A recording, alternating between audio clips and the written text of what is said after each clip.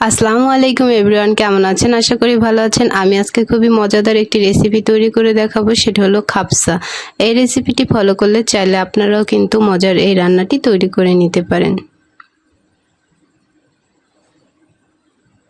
খাবসা রান্না করার জন্য আমি একটা আস্ত মুরগি নিয়েছি। মুরগিটাকে মাছ বরাবর করে কেটে নিয়েছি, ধুয়ে এবং পরিষ্কার করে নিয়েছি।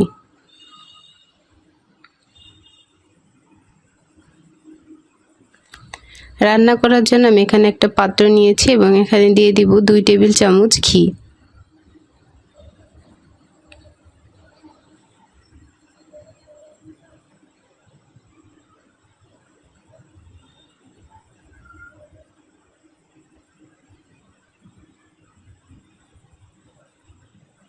ঘিটা আমার গরম হয়ে গিয়েছে। 1 কাপ পেঁয়াজ কুচি আমি দিয়ে দিব। পেঁয়াজটাকে ঘির ভিতরে আমি হালকা করে ভেজে নেব, একদম ভেজে কিন্তু পুড়িয়ে ফেলা যাবে না।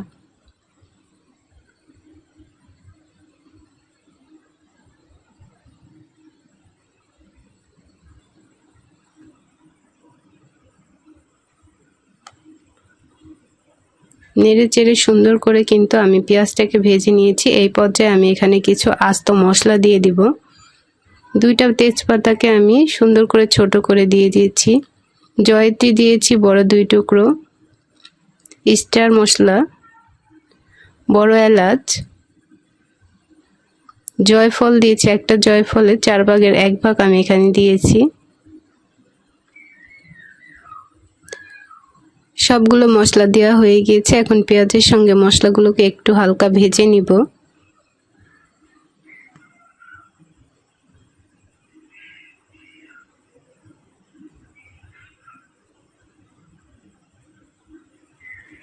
মশলাগুলোকে আমি ভেজে নিয়েছি। এলাচ গুঁড়ো দিয়ে দিলাম 1/2 টেবিল চামচ, ভাজা জিরা গুঁড়ো দিয়ে দিলাম 1/2 টেবিল চামচ,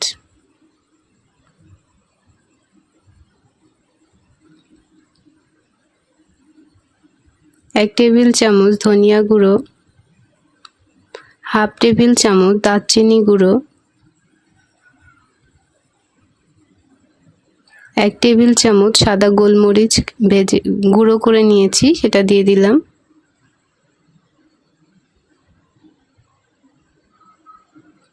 এক টেবিল চামচ রসুন বাটা,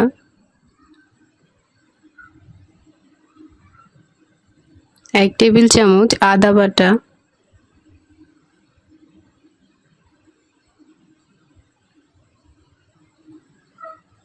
1 টেবিল চামচ লবণ। সবগুলো মশলাকে দিয়ে আবারও পেঁয়াজের সঙ্গে নেড়ে চেড়ে মিশিয়ে নিব। এখানে 2 টেবিল চামচ পানি দিয়ে দিলাম। 1 কাপ পরিমাণে টমেটো পিউরি। অবশ্যই এই রান্নাতে কিন্তু এই টমেটো পিউরিটাকে ইউজ করতে হবে।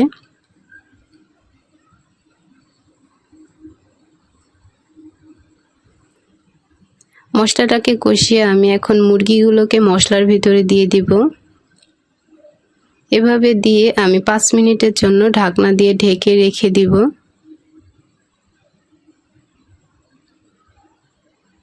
5 মিনিট পরে মুরগিটাকে উল্টিয়ে আমি অপর সাইডটাকে সেম ভাবে দিয়ে দিব।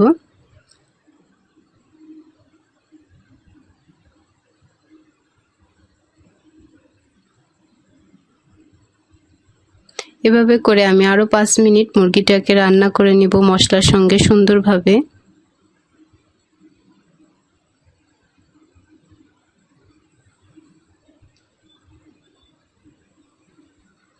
সুন্দর মতো আমি মুরগিটাকে প্রায় 10 মিনিটের মতো রান্না করে নিয়েছি।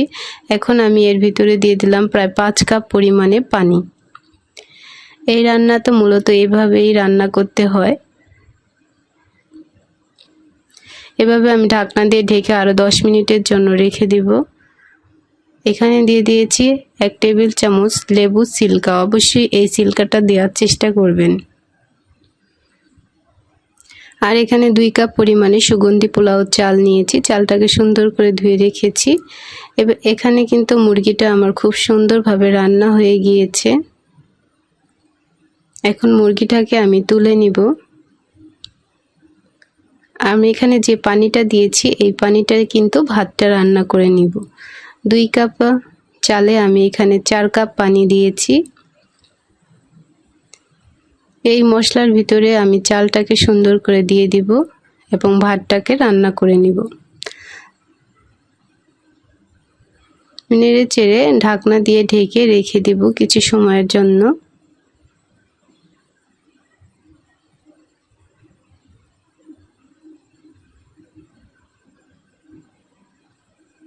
পানির পরিমাপটা আপনারা বুঝে দিবেন।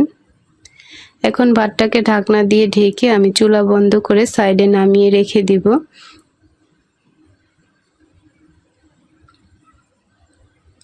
এখানে একটা প্যান নিয়েছি, প্যানটা আমার গরম হয়ে গিয়েছে। এখানে আমি 2 টেবিল চামচ ঘি দিয়ে দিব।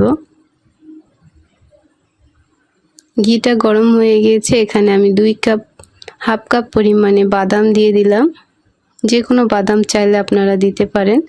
বাদামটাকে ভেজে তুলে নিয়ে আমি যে মুরগিটাকে রান্না করেছিলাম এর ভিতরে দিয়ে এপিট ওপিট করে সুন্দর করে মুরগিটাকে ভেজে নিব।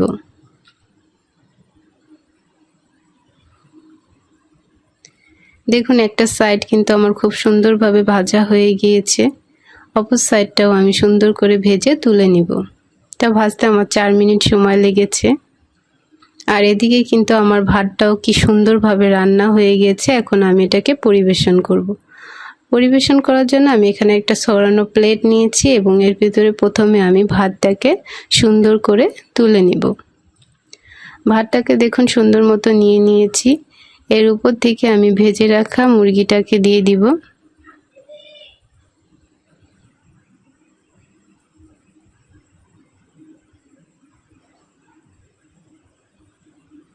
সাইড দিয়ে আমি একটু লেবু কেটে দিয়েছি এবং ভেজে রাখা বাদামগুলো উপর থেকে দিয়ে দিব। দেখুন খুব সহজেই কিন্তু আমার রান্নাটা হয়ে গেল। চাইলে আপনারাও বাসায় তৈরি করে নিতে পারেন এই মজাদার খ্যাপসা রান্নাটা। Hey there. Subscribe to my channel. And also press this bell icon.